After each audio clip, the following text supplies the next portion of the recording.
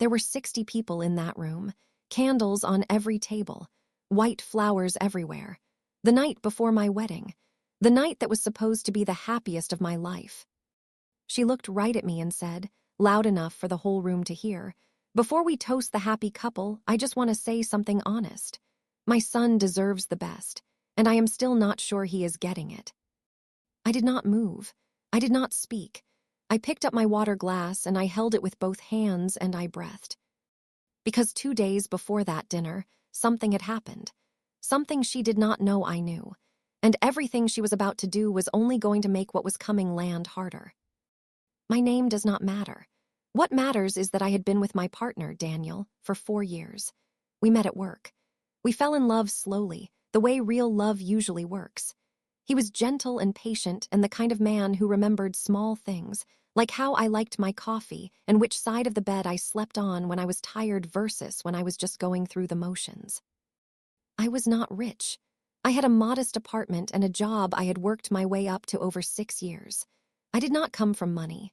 I grew up in a 2-bedroom house with my mother and my older brother, and we were happy even when things were tight. Daniel's family was different. His mother, Margaret, had grown up comfortable, not wealthy, but comfortable.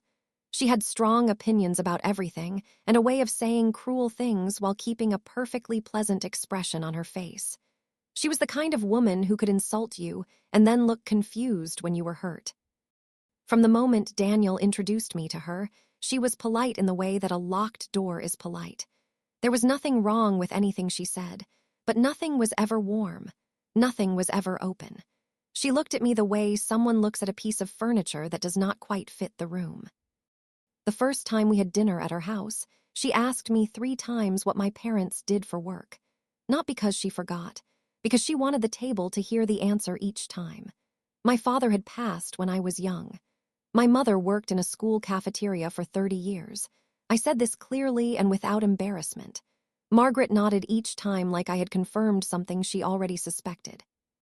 Daniel never saw it, or maybe he saw it and chose not to name it. Either way, he loved her the way children love mothers who have never quite let them grow up, with patience and guilt and a strange kind of loyalty that does not ask questions. I tried. I brought her gifts on her birthday. I learned how she liked her tea. I asked about her friends and remembered their names and asked follow-up questions the next time I saw her. I did all the things you do when you want someone to let you in. She never let me in, but she was never loud about it either, not until the rehearsal dinner. Before I tell you what happened next, I want to stop for just a moment. Have you ever tried your hardest to be accepted by someone who had already decided they would never accept you? Have you ever smiled through comments that were meant to cut you? Have you ever sat at a table where the people were nice to your face and you still went home feeling small? If you have, I want you to know you are not alone. This channel tells stories about people who stayed quiet for a long time and then found their moment. Subscribe right now if that sounds like you, because this story is just getting started. I found out 2 days before the wedding. I was at Daniel's childhood home helping with some of the final preparations. Margaret was out running errands. I was in the kitchen organizing the gift table when his Aunt Rosa came in. Rosa was Margaret's younger sister. She was soft-spoken and kind in a way that felt completely different from the rest of that family. She had always been a little warmer to me than everyone else, though she never said anything directly. She came in with a box of decorations and she stopped when she saw me. Something in her face changed. She put the box down slowly. She said, "I don't know if I should say this." I told her she could tell me anything. She sat down at the kitchen table, and she folded her hands, and she looked at me the way people look at you when they are about to tell you something that is going to hurt.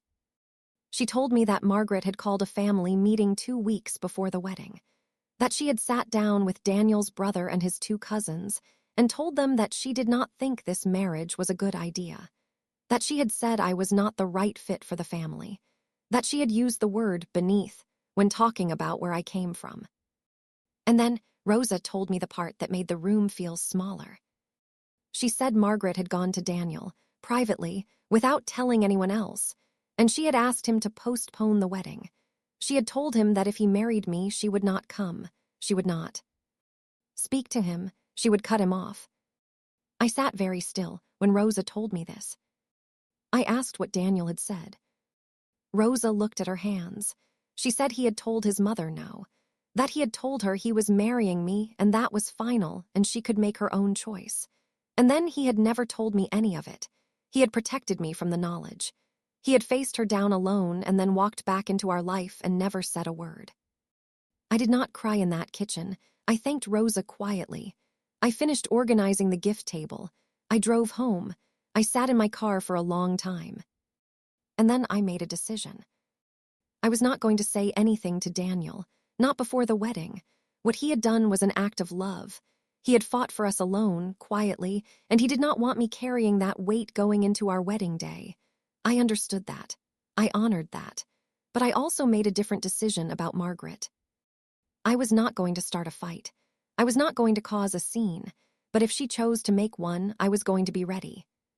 Stay with me, because what happens at that rehearsal dinner table is the moment this whole story was pointing toward. And I need you to understand what was already in my hands before she ever stood up. The dinner was beautiful in the way that things are beautiful when a lot of effort has gone into making something look effortless. Round tables with pressed white cloths. Flowers I had chosen myself. A menu Daniel and I had picked together over 3 separate Saturday mornings at our kitchen table with coffee going cold, while we argued gently over whether to do a fish option. I was wearing a green dress. Daniel was across the table from me, talking to his brother, laughing at something. He looked happy. He looked like a man who had no idea his mother was about to do what she was about to do. Margaret arrived late, not late enough to be rude, late enough to make an entrance. She was dressed beautifully. Her hair was done. She kissed people on the cheek and moved through the room like someone who owned it. She sat at the head table and she ordered a glass of white wine and she smiled at everyone with great warmth and said almost nothing to me. I watched her. I was calm. I ate my food. I talked to Rosa, who sat near me and who kept catching my eye with an expression I could not quite read. It was after the main course. Most people had finished eating. The speeches were supposed to start in a few minutes. The room had that loose, warm feeling of people who have had wine and good food and are beginning to feel that the evening is going well. That is when Margaret stood up. She picked up her spoon. She tapped her glass 3 times. The room went quiet the way rooms go quiet when someone important stands up. She smiled. She said, "I just want to say a few words before the official toasts begin. A mother always has something to say." People laughed warmly. She was charming when she wanted to be. That was part of what made her so effective. She said she was glad everyone was there. She said the room looked lovely. And then she paused. The pause lasted just long enough to feel deliberate. She looked at me. She said, "I will be honest because I think honesty is a gift. When Daniel first told me about this relationship, I had questions. I think any mother would." She smiled softly like she was being very reasonable. "I come from a family where we believe in certain things, shared values, shared backgrounds, shared understanding of what a family looks like." She tilted her head. "And I will say that this match is not what I would have chosen for my son." The room was very quiet now, not the warm quiet of before, a different kind of quiet. She continued, "But Daniel has made his decision, and I suppose a mother learns to accept what she cannot change." She raised her glass. "To Daniel, who deserves every happiness, even when his choices are not the ones we would have made for him." She drank. Nobody else raised their glass. I heard someone put a fork down. I heard a small intake of breath from the direction of Rosa. I looked at Daniel. His face had gone very still. He was staring at his mother with an expression I had never seen on him before. It was not anger exactly. It was something older than anger. I looked at Margaret. She was settling back into her seat with the satisfied expression of a woman who had said what she wanted to say and gotten away with it. The room was waiting. People were looking at their plates. Some were looking at me. Keep watching, because what I am about to tell you is the reason I practiced this moment in my head every day for 2 days. My reply is coming, and it has been a long time coming. This channel exists for everyone who has ever sat at a table like that one. Everyone who has swallowed something painful for the sake of keeping the peace. Everyone who has been made to feel like a guest in a room where they should have felt like family. If that is you, subscribe right now, turn on the notification bell, because every week there is a new story here, and every story ends the same way, with truth, with dignity, with the only kind of peace that actually lasts. I put down my glass. I looked at my hands for just a moment. I noticed the tablecloth, white, pressed smooth. I noticed one candle near the edge of the table that was flickering slightly because of the air conditioning. I noticed Daniel looking at me, not with panic, with trust, like he was handing me something. I stood up. The room, which had been beginning to recover its noise, went quiet again. I did not pick up a spoon. I did not tap a glass. I just stood, and I spoke clearly and without rushing. I said, "Margaret, thank you for being honest. I think honesty is important too." I paused. "So I want to be honest with everyone here." I looked around the table slowly. 2 days ago, I learned something that I think this room should know, not because I want to embarrass anyone, but because I believe that the people who love Daniel and me deserve to understand who fought for this marriage when it was difficult. I could feel Margaret going very still. I said, 2 weeks ago, Margaret asked Daniel to call off the wedding. She told him that if he went through with it, she would not speak to him again. She asked him to choose between me and his family. I kept my voice steady, quiet, not cold, just clear. Daniel said no. He told her he was marrying me, and then he came home and he never said a single word to me about it because he wanted me to walk into this weekend without carrying that weight. The room was completely silent. "I found out by accident," I said, "and when I did not feel hurt. I felt proud. I felt proud of the man I am marrying tomorrow." I looked at Daniel. He was looking back at me with bright eyes. I do not need Margaret's approval to know that this is the right choice. But I did think that the 60 people in this room deserved to know that the man at the center of this celebration stood up quietly, without making a scene, and chose love. That is who Daniel is. That is who I am marrying. I picked up my glass. "To Daniel," I said, "who is everything." Every single person in that room raised their glass. Every single one except Margaret. I will never forget what happened in the next 30 seconds. Margaret opened her mouth. She closed it. She looked around the table. She found no ally. Not even Daniel's brother, who usually followed her lead, had followed her this time. He was looking at his napkin with an expression that looked very much like shame. Rosa was crying, not loud crying, quiet tears that she pressed away with the back of one hand. Margaret stood up. She said something like, "Well, I think I need some air," and she walked out of the room with her glass still in her hand and her back perfectly straight, the way people walk when they are trying very hard to look like they chose to leave. Nobody stopped her. Daniel got up from his chair and walked around the table. He did not say anything. He put both arms around me and he held on. Someone began to clap. One person, then another, then the whole room. Before I tell you what happened after that night, I want to ask you something, and I genuinely want to know your answer. Would you have done what I did? Would you have stood up and said what needed to be said?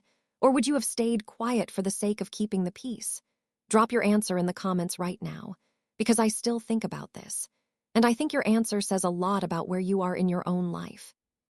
The wedding happened the next day. It was small and honest in hours. 40 people. The same room, rearranged. Daniel cried at the altar in a way that made half the room cry with him. I held his hands, and I did not cry until I saw Rosa in the front row with a smile on her face that looked like relief. Margaret did not come. She had sent a message to Daniel that morning. It said that she was not feeling well and would not be able to attend. Nobody believed her. I do not think she believed herself. Daniel read the message in our hotel room. He put his phone down. He was quiet for a moment. And then he looked at me and he said, "I am sorry for all of it, for not telling you sooner, for the years of it. I am sorry." I told him the truth. I said that the fact that he had faced her alone without asking me to carry, it was one of the most loving things anyone had ever done for me. I told him I did not need an apology. I needed him to know that I saw him, that I had always seen him. He said, "I see you too." And we went and got married. In the weeks after the wedding, the family did something I did not expect. Daniel's brother called him. He said that what Margaret had tried to do had bothered him for weeks, and he had not known how to say anything. He said that the dinner had forced something into the open that had needed to be open for a low. NG time, he apologized, not to me directly, but to Daniel. And Daniel told me, and I took that as enough. Rosa came to visit us 6 weeks after the wedding. She brought flowers and a meal she had cooked herself, and she sat at our kitchen table, and she talked for 2 hours, and she laughed the kind of laugh that lives in your chest. She told me she had been waiting for years for someone to say what I said. She told me that Margaret had always run that family through fear, and that nobody had ever stood up the way I stood up that night. I thanked her, and I told her that I had only been able to do it because of what she told me in that kitchen 2 days before, that her telling me the truth was the kindest thing she could have done. She waved her hand like it was nothing, but it was not nothing. Telling the truth when you are afraid is never nothing. Margaret called Daniel in the 3rd month after the wedding. He told me about the call that evening. She had apologized, not a clean apology, not the kind that holds nothing back. It was the kind of apology that comes with explanations attached. She said she had been scared of losing him. She said she had made choices she regretted. She did not say my name. Daniel told her that he loved her. He told her that things would be different going forward. He told her that if she wanted to be part of our life, she was welcome. But that what she had done at the dinner and in the weeks before had changed something, and that change would take time. She said she understood. I do not know what the future holds with Margaret. I know it will not be simple. I know there will be moments that test the patience I spent 4 years building. But I also know something I did not know as clearly before that night. I know that I do not need her approval. I never did. The only approval I need is the one I carry inside myself. The knowledge that I showed up, I tried honestly, and when someone pushed, I told the truth. Calmly, clearly, without cruelty. That is what I want to leave you with today. There is a kind of strength that does not make noise. It does not shout. It does not perform. It waits. It pays attention. It knows things quietly. And when the moment comes, it speaks. Simply, directly, without anger and without apology. You do not have to be perfect to deserve a place at the table. You do not have to come from money or the right family or the right background. You do not have to have done everything right. You just have to know your own worth. And you have to be willing to say it out loud when someone tries to take it from you in front of the people you love. If someone in your life has been making you feel small, I want you to hear this clearly. They are not describing you. They are describing their own fear, their own smallness. The need to bring someone down is never about the person being brought down. It is always about the person doing the bringing. Your truth will find its moment. It always does. The question is only whether you will be ready to use it when the moment arrives. Patience is not weakness. Patience is preparation. Every day you stayed quiet while working and building and becoming, you were getting ready. You just did not know what you were getting ready for yet. Stay calm, know your truth, and when your moment comes, stand up. If this story meant something to you, share it with one person today. Just one. Someone who needs to hear that dignity is always worth choosing. And if you have not subscribed yet, do it right now. New stories every single week. Stories about people who chose truth over silence and found out that the truth was enough. Click the video on your screen right now because the next story is waiting for you, and I will see you there.